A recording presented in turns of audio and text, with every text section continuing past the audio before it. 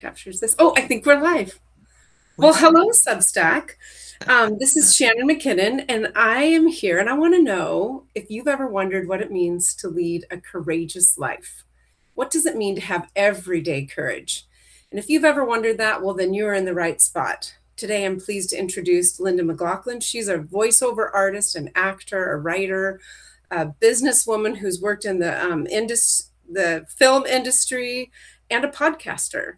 Linda, welcome to the show. Thank you. Great to be here. So I think a really good place to start was what we were kind of chatting about just before the cameras came on, and what do you mean when you talk about living a courageous life? Well, what it has meant to me, I think, first of all, we were talking about the difference between bravery and courage. And the way I define it is bravery, I feel, is reserved for the people who run toward the danger. In other words, the soldiers, the police officers, the firemen or women. And that I feel like is an example of bravery, where courage is, I think, available to all of us, that in our large and small ways, we can show up courageously and choose to speak up. We can choose to make a decision for our lives that maybe was too hard to contemplate a week ago or 2 weeks ago, and to just embrace something that might feel like it's out of reach, but compels us to reach for it. Yeah, those small moments. I mean, I remember being in staff meetings, even just as a high school teacher, and just being the one to raise my hand and say, okay, can I get some clarification on, and then after the meeting, people would be like, oh, I'm so glad you spoke up. And you're like, why don't you speak up? Yeah. Could you also speak up? Because they're sick of listening to me. I'm not the only one. Yes. They're sick of listening to me.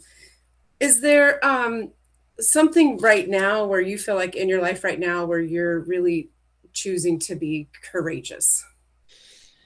I think holding on to the dream of, or the aspiration to become an actor again, is something that is on a daily basis an act of courage, to continue to believe in myself and to continue to pursue it despite the many rejections or ghosting. The film industry and the arts in general are the originators of the ghosting. I think you never hear. Yeah. You submit your manuscript, you submit your self-tape, and you just never hear anything. And so you have to be able to withstand that just daily, everyday rejection. Yeah. It's tough. Sometimes it's tougher than others. Well, I really enjoyed looking up your IMDb and looking at your projects, and it was so fun to see you in action and to see you acting, and I think you're phenomenal. So I just had a blast. And you're right. Like, I'm a writer, and I haven't queried my novel this year, but when I was querying it last year, oh my God, 50 rejections. And a lot of the agents are just like, well, if you don't hear from us, then we're not doing it. Right. And you're like, okay, thanks. I appreciate that. Yeah. So how, like, if there was if one of my high school kids was listening right now, because I taught for 30 years, so there's like 9,000 of them, and they wanted to be an actor, what would you say to them in the face of all that rejection? Like, what advice would you give them? How do you keep showing up, keep showing up, keep showing up? It's really a matter of believing in yourself over what the industry sends back to you. You really need to be able to find that sense of belief in yourself, regardless of what happens or doesn't happen. And it's a matter of continuing to train, continuing to put yourself out there, looking for projects, writing projects, creating projects of your own, and just keep going, which is a really easy way to say. I mean, I've got several part-time jobs right now, just trying to, put the rent together. And that's the reality for 95% of the actors out there, is that maybe you have a little spurt of acting work, but then you may have a long period of time where you're just slogging away in your day to day. Yeah, I've noticed that with writers too. Like a Hmm. lot of writers that I know, and they're New York Times best-selling authors, and they're still doing side gigs where they're editing books or they're putting on retreats or they're, Yeah. working for a writing school, which is it's kind of that's a reality that we Yeah. have to, if we're going to choose this, we have to say, okay, this is part of it. Yes. Yeah. Yes. Yeah. Just really quick, let's say hi to some of the people that are on the live chat. We want to say hi, Dr. Cynthia, and Melanie, and Vera, and Lucy, and Susan, and Regina, and Rochelle. Thank you so much for being here and being part of our conversation. I know a few of those people, and they're all just some badass women. So I feel like we're in good company and very courageous, very courageous. Absolutely. So I'm gonna steal. I'm gonna steal from your own podcast. Okay. So I listened to your podcast while I was doing some gardening the other day, and one question you asked a lot of your guests was, "What legacy do you want to leave?" Oh, Yeah. that was See. a tough one for them, and it's a tough one for me. Um, I think, wow, it's a legacy of showing up for myself and showing up for others. And I'd love to say that there would be some sort of grand event that I could say is my legacy, or a pile of money, or something like that. But I actually don't think a pile of money is necessarily a worthy legacy. But that's maybe another conversation. But I think the way that I show up for myself and show up for others is an important way to be remembered, I think. Well, and you're very, at least knowing you. So we met through a Substack. What would you call it? A Substack Zoom writers group. Yes. People that wanted to learn how to do Substack. Yeah. And one thing I've appreciated, so we've sort of known each other for about a year, and I just love you're so authentic and Mm. real. And I immediately felt, well, with all the women in that group, honestly, just safe. Mm. Like, you can be who you are, you're accepted here, and and there's none of that BS, none of the like you just are authentic. And I think that's already like a legacy that you can leave just by living as you are, Mm. because people see that and then they're like, okay, maybe they're inspired Mm. to be authentic and to show up and to do that. One thing that there's a couple things, and when I was researching you, that I found very intriguing and impressive, and one of them was your journey to doing a marathon, and the other one was your journey in giving up alcohol. Mm. So do either of those call to you to share right now? I think they're very much related in the sense of they're both can be a long process, Mm-hmm. not easy. You have to be prepared for the hardships along the way, and um, and in a way, I gained and lost community as a result of undertaking both of those things. I mean, Ooh, that's well, interesting. Yeah. starting with alcohol, there were people and situations that I was in that didn't make sense.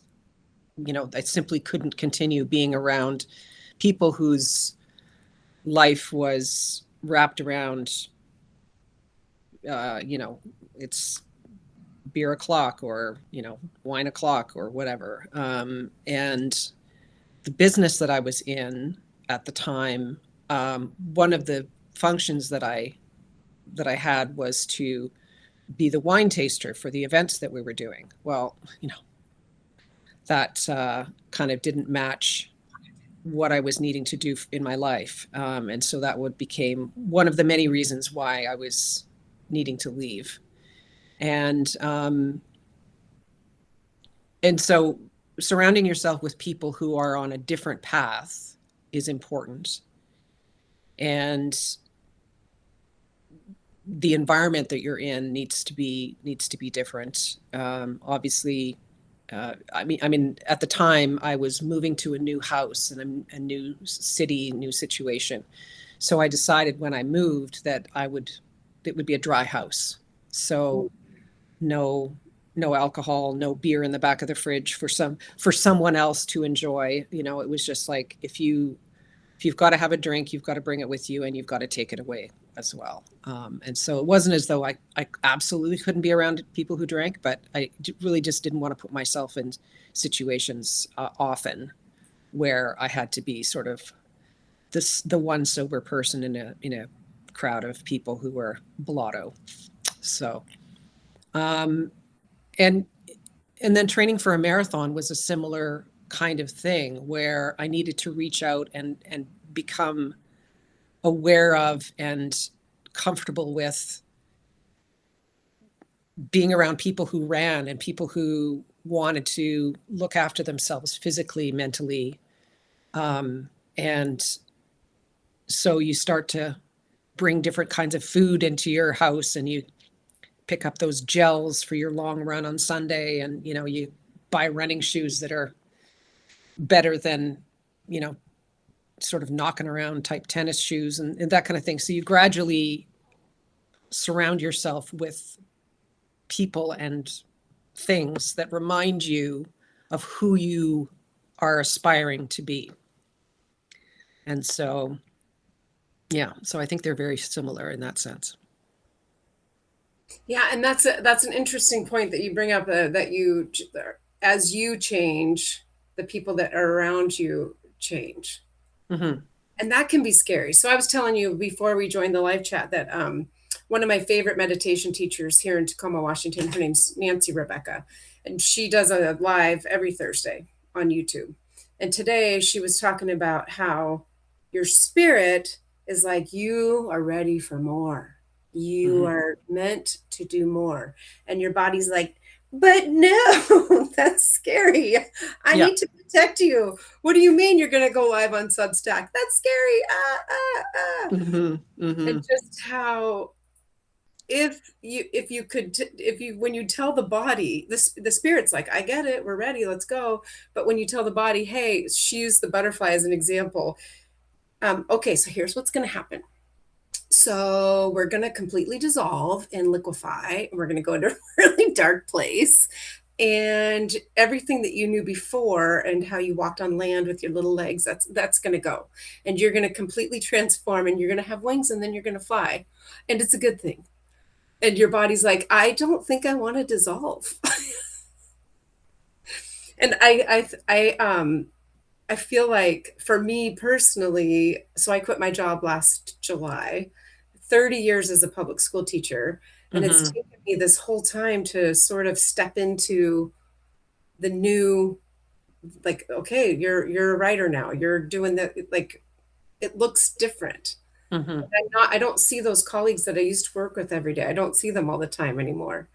And it is exciting and exhilarating, and also like I feel like we have to do work to prepare our bodies for that change. So I'm a big meditator. I love meditation. That's one of my ways, and I love to like follow people that I think are wise, and like Nancy Rebecca. What is something or a few things that you do as you're like braving this, like, okay, I'm going back to acting, like you're already doing it. Yeah, like it's already done. Like you have already got those wings to a degree. Like I saw the reels. How do you keep your body feeling safe with this return to this adventure? Certainly meditation is a big part of my morning routine, meditation and affirmations. And and then physical activity of some sort, whether it's yoga or running. And I've had difficulty this spring kind of getting into a running routine, so I'm kind of back at the starting line. And the silly thing about running or acting or anything like that is that you've got to keep doing it, or you really are starting again at zero. You get really rusty and flabby and literally And it flabby. happens so freaking fast. What's that? It It happens happens, so yes. flipping fast. And the thing about running, so I used to run half marathons, and now when Mm, I'm running right now, because I'm sitting at about 50 pounds overweight, I run a good 15-minute mile right now. I used to run like 9:30, which isn't screaming fast. I wouldn't get into the Boston Marathon, but it was decent. yeah. And the humility and the humble feeling of like, oh my God, okay, here we go. We get to start again and be a beginner. And meanwhile, you've also aged. So Right, that's, you add that right. to the mix. It's like, yeah. So the running will humble you for sure. In terms of acting and staying prepared, yeah.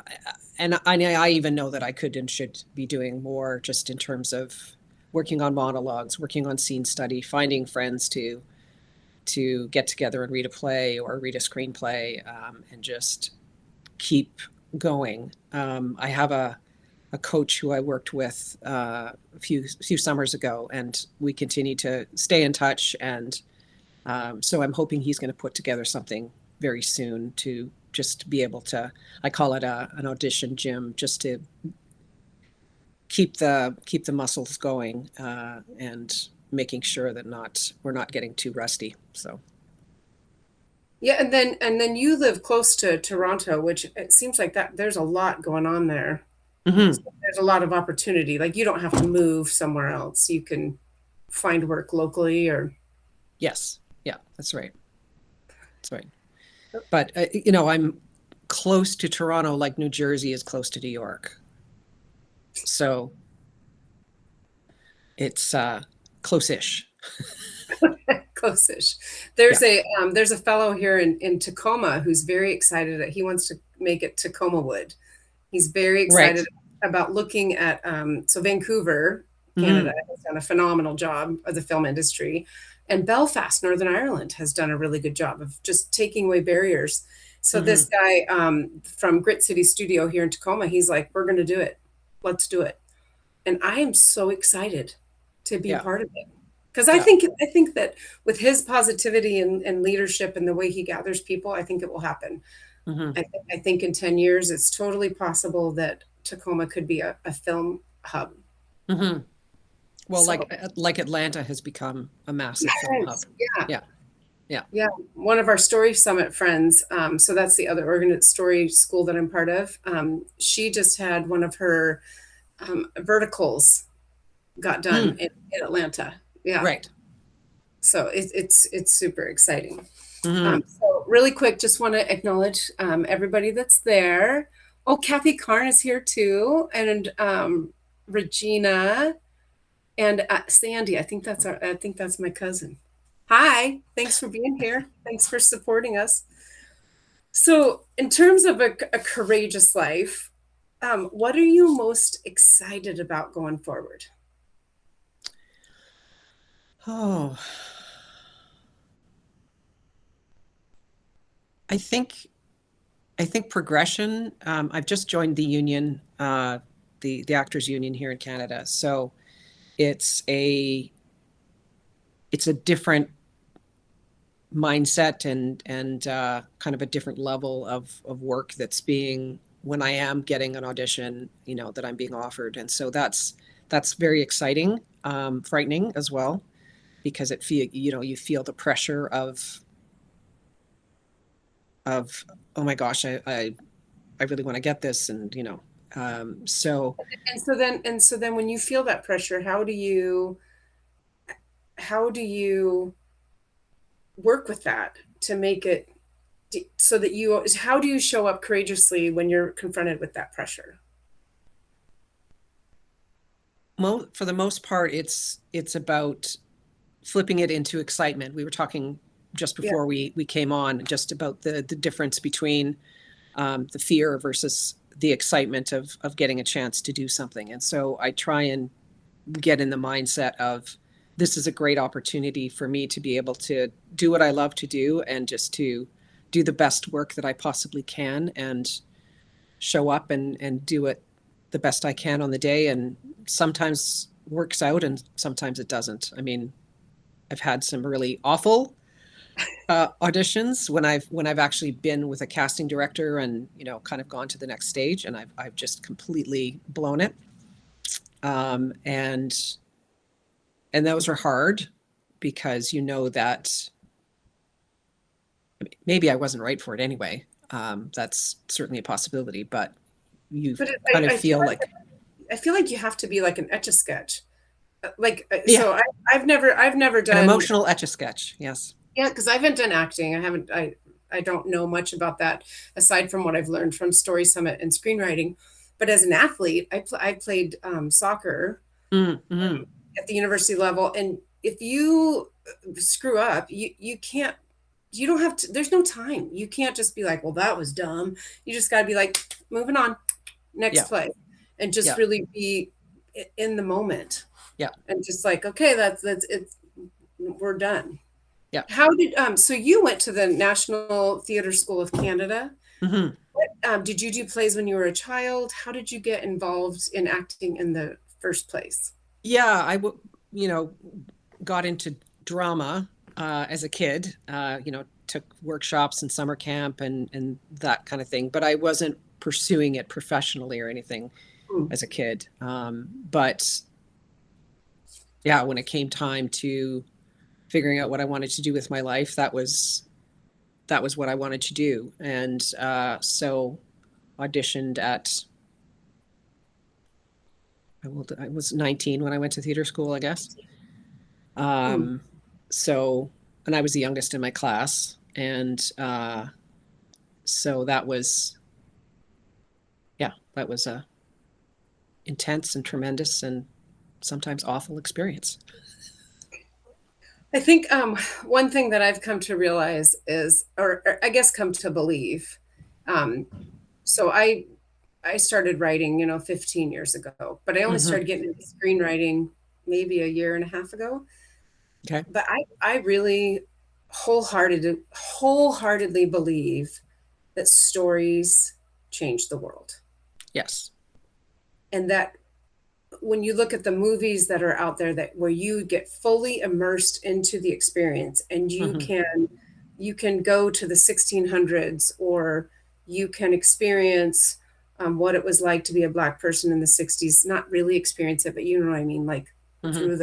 through like the power of that to create empathy and compassion and to give a different point of view and really sort of think about things from a different perspective. Mm-hmm. I just I I luckily enough that didn't come out right. Fortunate, I don't know what the word is, but the writing school that I joined, Story Summit, has a lot of connections to Hollywood and a lot of connections to film and the film industry. Mm-hmm. And the people there, what I really value is that authenticity that we were talking about before. They are like super excited about the deeper story. Mm. It's not frivolous. It's not just sort of this superficial thing that's, how celebrity and that whole thing gets sort of weird and people obsess about celebrity. The storytellers, the ones that are like actually writing the stories and wanting to create these experiences for viewers, I just feel like it's so much more than that. Mm. Mm. And and it's just given me a different viewpoint on like, so for you, if you're, I mean, and I don't know, like I said, I'm not an actor, but when you go to play a role, like, how do you prepare for that to have the maximum? Like, you got to connect to that emotion because you're trying to evoke an emotion from the audience. Like, how do you do that? Um, there's, I think if you're trying to evoke an emotion from the audience, you'll fail. Oh, You interesting. ultimately need to be active in the life of the person. And while you, as the actor, have a perspective on, this person is going through this difficult journey and hear all the things that happen to them. But when we're living our lives, we don't know what's coming. We don't know that, the guy Oh with my the gosh. knife. Yeah, so how do you do that? How do you not know even though you know? Well, and that's you have to put yourself in a state of surprise or state of not knowing. I mean, the actor knows, but your character can't. And so you do have to be able to pull yourself out of the knowing. And so the work that you do is to understand the journey of your character, understand the emotional state of your character, understand what other characters say about you, what you say about yourself. I mean, that's all the work that you're doing with the script and understanding it.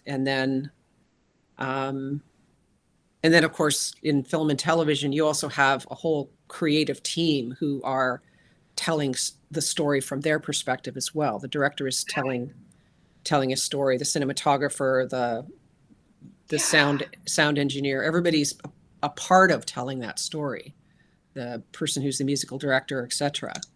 Um, and so I always loved in theater, and when I was studying at theater school, I was always really fascinated by what the other departments were doing, and I always wanted to be kind of in and a part of that as well, especially being a woman and classically trained. There's a limited number of big roles for females, and so when I had a smaller role or less to do in a particular production, I would volunteer to be the assistant director or help backstage or something like that, because I always wanted to understand what those other people, what their contribution was, and how could I, as an actor, contribute more effectively, um, from my own part of the story or part of the production. Yeah, like as a team. Yeah. Mm-hmm. Mm-hmm. Oh, that is fascinating. I'm just blown away by the level of presence that you have to have. So you have to be present as you're doing your acting, and then you also have to be present within the character and not know the things that you know. That's just incredible. Well, we're actually down to 28 minutes already. Can you believe that? That went No. super fast. Yeah. So Great chatting with you. where can people find you? Where can people connect with your work? So the name of my Substack is Writing in the Wild, and I don't know if you're going to put out a post Yep, afterward, but we can maybe add that as a link to my writing, yep. and because I can't remember exactly it's Linda MCL something, blah blah blah, but it's called Writing in the Wild. And the That is reason so that great. I named it Writing in the Wild was during the pandemic, which is when I kind of started writing seriously again. Um, I was part of a group called Akimbo, and it was all kind of its own community. And so we were writing and sharing with each other, but it wasn't going out into the world. And so once I finally decided that it was time for me to kind of break out of that little community, um, I felt it was now an opportunity for me to be able to, like I say, writing in the wild. And my work is maybe not 100% polished. It's maybe not 100% um, worked to the bone. But But it's it's so good. oh, thank you, It's just real. I have really I love your posts. thank you, thank you. It's just Appreciate real. that. Mm. You know it's not AI slop. You know that this is coming from a woman who's living a courageous life. Like It's really good. Hmm. Thank you. I do have a question for you. Hmm. What do you want the audience to imagine, believe, discover about a courageous life? Um, I, I think about those words as a waterfall, that you're, and for me, imagine is sort of the equivalent of the word hope. And so being in a state of hopefulness and imagining what is possible. Um, and then of course follows believe. And so that's getting into the action and actually taking something forward. Um, Mhm. and through that, you're discovering what you're capable of. And that's, I think, where the courage really comes in. And you're, um, yeah, putting it into action, because none of it, none of it happens. Hope it needs to be is a discipline. I can't remember whose quote that is, but it's fabulous. And yeah, I think those three words just feel like a waterfall to me of moving yourself forward into being courageous. Well, I thank you for being my second official uh, person on the live Substack Thank you. Live, and thank you everyone for being here. We see Diane has joined and Kathleen, and we just for everybody that listens to the replay, thank you for joining the conversation. We all want to be courageous, be courageous, and even say the word right. Um, so go, be brave today, be courageous today. Thank Thank you. you.